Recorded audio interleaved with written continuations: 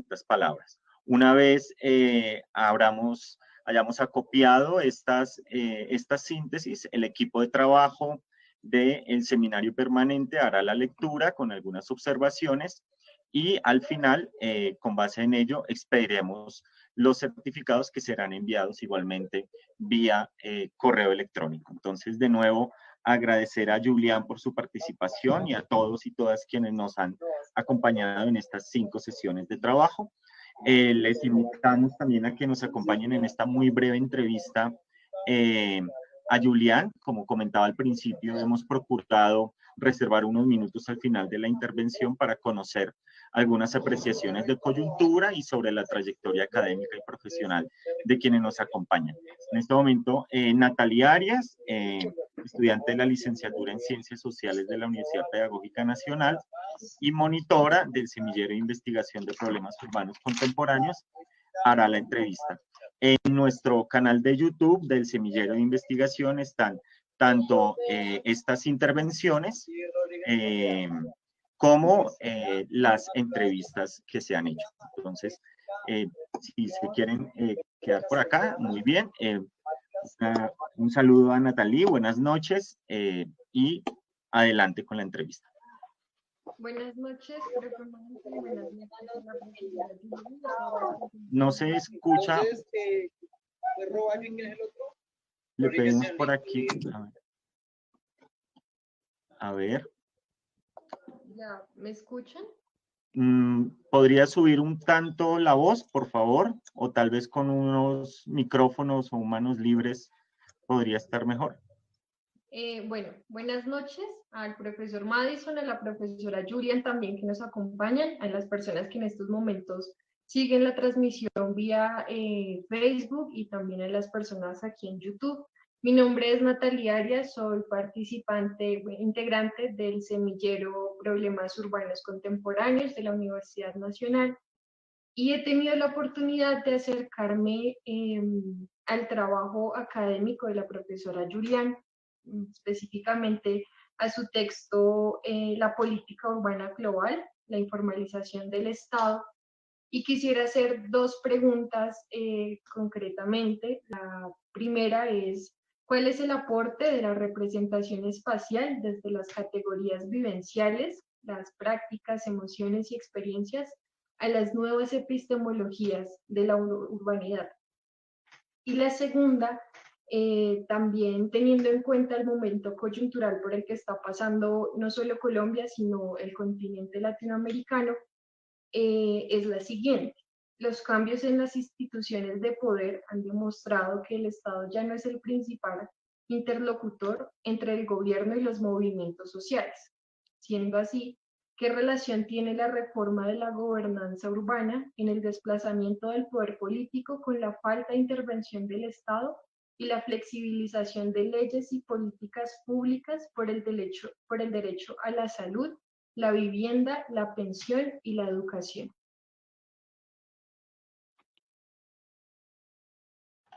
Gracias, Natalie. Bueno, son muy grandes preguntas. Voy a intentar no extenderme demasiado.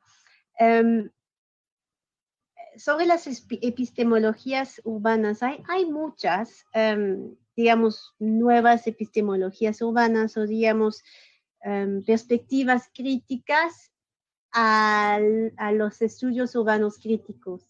Me explico, ¿no? Como perspectivas que critican ciertas miradas, digamos, neomarxistas o más estructurales que vienen, por ejemplo, de las teorías queer o de la teoría de las teorías críticas de la raza, del racismo, del capitalismo racial, del feminismo, esas epistemologías, también las epistemologías decoloniales, ¿no? Que no son necesariamente urbanas, pero digamos que pueden contribuir también a abrir nuestra mirada crítica para entender el fenómeno urbano, ¿no?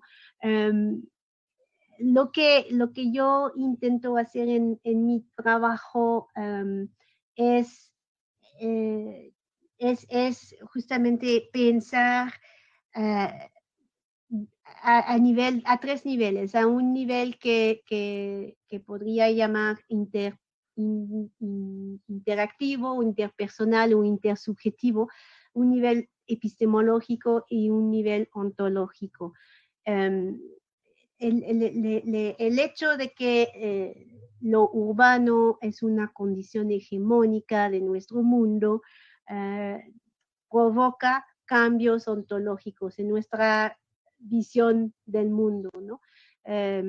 Y eso, ahí ubico justamente estos cambios en nuestra relación con el tiempo, con el espacio y con la racionalidad, la manera en la cual actuamos en el mundo.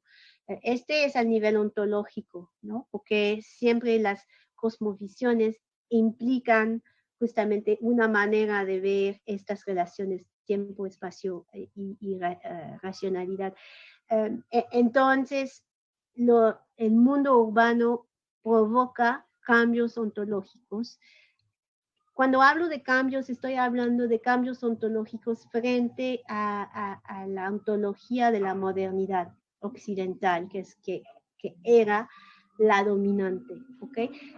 En un mundo urbano, lo que estoy proponiendo en el libro que citaste, Natalie, de Global Urban Politics, es justamente un mundo urbano está desafiando esa ontología moderna. A nivel epistemológico, los cambios estos cambios ontológicos implican entonces otra manera de producir conocimiento. Esta es la epistemología. Entonces, la producción del conocimiento debe de adaptarse también, no puede simplemente quedarse a un nivel muy estructural o a un nivel muy dicotómico. En mi trabajo, cuando trabajo con categorías como justo la movilidad, el desplazamiento, el cuerpo, el espacio, las afectividades, estoy intentando justamente romper con esas dicotomías, y no soy la primera, digamos, las feministas, las perspectivas decoloniales, las perspectivas queer, todas, digamos, esas perspectivas critican a las dicotomías de la modernidad entre razón y emoción, entre razón y cuerpo, entre, bueno, ¿no? Entonces, es esa idea de romper con una manera de producir conocimiento que es más cerca de la manera en la cual estamos viviendo en la ciudad. Por eso estaba yo hablando de la comparación vernácula, porque la manera en la cual lo hacemos de manera, digamos, sin pensarlo en nuestra vida cotidiana, podría ayudarnos a adaptar nuestras metodologías, ¿no? Y el tercer nivel es el nivel justamente a través de la observación, a través de la conversación, digamos, a nivel de calle, ¿no? Es decir, realmente con la gente de manera participativa, haciendo cosas con ellos. Vemos justamente cómo se producen, cómo se produce la ciudad y lo urbano. Entonces, es un poco así, es una mezcla justamente de lo empírico, lo intersubjetivo, lo epistemológico y lo ontológico que estoy intentando desarrollar en estos trabajos, y es eso que explico en este libro. En cuanto a la segunda pregunta, justamente una a nivel, digamos, más concreto, más institucional, lo que vemos con este mundo urbano es que el Estado-Nación ya no tiene la misma centralidad y el mismo monopolio que pretendía tener antes. No estoy diciendo que lo tenía, pero a lo menos había la ilusión que lo tenía. Y aquí la pregunta sobre la informalidad en el bloque anterior fue importante, porque justamente una de las propuestas de este libro es que la urbanización del mundo que estamos conociendo desde algunas décadas provoca la informalización del del Estado. Y estoy diciendo esto, tienen que recordar que escribí este libro, Global Urban Politics, antes de moverme a México, viviendo en América del Norte. Y entonces lo escribí más como justo desde esta perspectiva en donde el Estado liberal, moderno, estaba bien fuerte y funcional. Y lo que estaba viendo es que justamente con la fuerza cultural, política, económica de las ciudades, se estaba desplazando esta fuerza del Estado liberal en donde estaba yo viviendo, en Canadá. Entonces, las fuerzas urbanas son fuerzas de informalización del Estado y de cierta manera, regresando a la pregunta sobre la epistemología, una de las hipótesis que desarrollo en el libro es que justamente la urbanización del mundo de ciertas maneras hace que la división entre comillas, el norte y el sur global se está haciendo más y más porosa, en el sentido de que la manera de funcionar del Estado, de la gobernanza urbana y del proceso político es mucho más parecida, digamos, entre estos dos grandes, estas divisiones planetarias, ¿no? Entonces, pero más concretamente, ¿qué son los impactos de este desplazamiento del Estado en un mundo urbano? Los impactos sobre el derecho a la vivienda, a la salud, a la ciudad en general, ¿no?